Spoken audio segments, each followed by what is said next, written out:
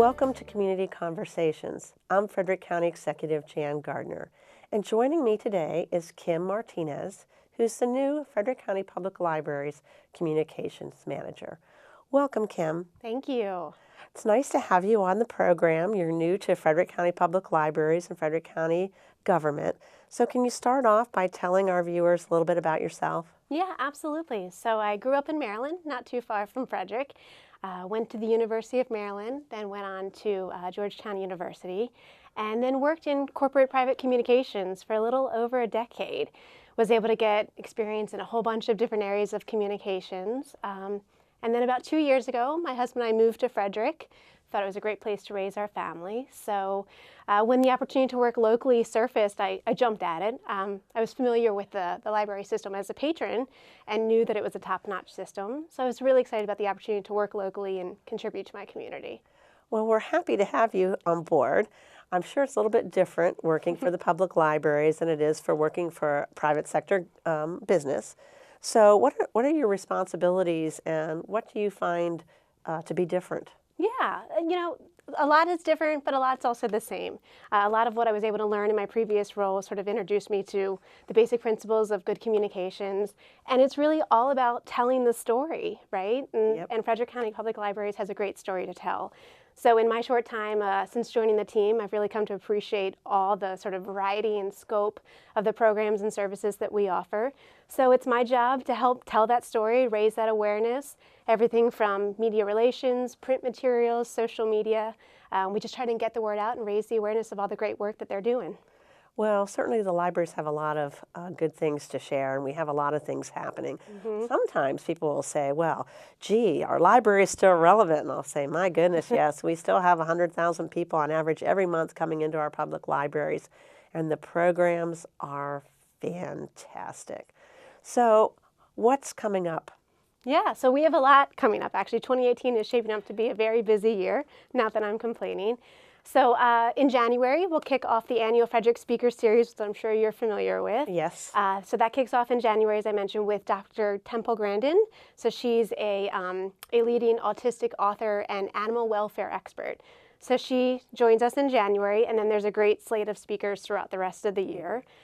In March, we are opening the doors in the new library of Walkersville. Yeah, we're very excited about that. We are, absolutely. So as you know, because I believe you attended the groundbreaking earlier this year. I did. So just about a year later, opening up the doors. So there's a big grand opening event scheduled for March 10th, lots of fun activities. So that's a big deal for us for sure. And then also in March is Frederick Reads, the annual Frederick Reads event. So this year we were fortunate to snag Chef Jose Andres.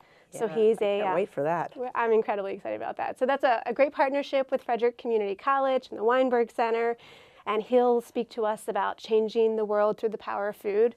Certainly a lot of his work locally in DC is well known, but also his work really around the world in Puerto Rico and now out in California has garnered a lot of attention. So we're anxious to hear from him. I'm sure that will be sold out, everything he does. We're excited, yes. So, I'm very excited, too, that we are expanding our library system. And so Walkersville is one that you mentioned. But we're also adding new programs. So I know we're going to have early childhood education as a focus at the Walkersville Branch Library, but not just there, at our other libraries as well. So can you talk about programs focused on children as well? Yeah, there's a lot coming down the pike for sure. So as you mentioned, Walkerville, it's a big focus for sure. They're going to have a dedicated early literacy space in the new branch, not unlike some of the exhibits we already have in Seaber Arts downtown facility, and then there's a new one coming also in Urbana. So we're excited about that. But then also in the space of early literacy, perhaps one of our best known is our Summer Challenge. I should note that's not just for the young ones, though it's a big focus area for sure. It is. So Summer Challenge seems a little early to be thinking about that, but I've learned it's never too soon to start planning ahead for the summer. Last year was a huge year for us. It was record-breaking in terms of participants and local community sponsorships. So already the team and I are gearing up for another successful year. That's part of good communications. Right, exactly. So we also are in the planning stages for the upcoming construction of the Myersville branch. We did have a community meeting out there a couple months ago. I don't know if you were here for that or not. Not yet. and we had a big crowd show up, which was very nice. A lot of students, a lot of elementary school students were there as well. So we're going to be incorporating a trolley in that branch. So do you have anything to share on about the Myersville Library? It's moving along. We're progressing well, which is exciting. Construction is scheduled to begin, fingers crossed, in May or June of 2018. So it's just around the corner. Just as we're getting into Walkersville, we're right away focused on Myersville as well. And then hope to then open up those doors about a year later in summer of 2019. Yeah. So we're very excited about everything that's happening at our public libraries. We do have a great system, and I hope you're settling in and enjoying all the staff and everything that the libraries have to offer. So do you have anything else you'd like to say about your job or how people can find out what's happening at the libraries? Thank you for that. So certainly in communications, as I mentioned, social media is a focus area for us. So I encourage everybody, if they're not already following us on social media, to go ahead and check us out.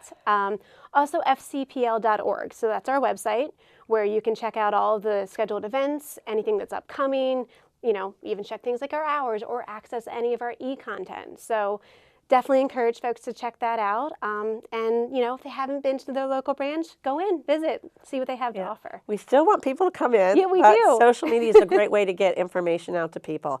I just read a statistic that about 2/3 of all the information that adults obtain as news is done through social media rather than through traditional sources.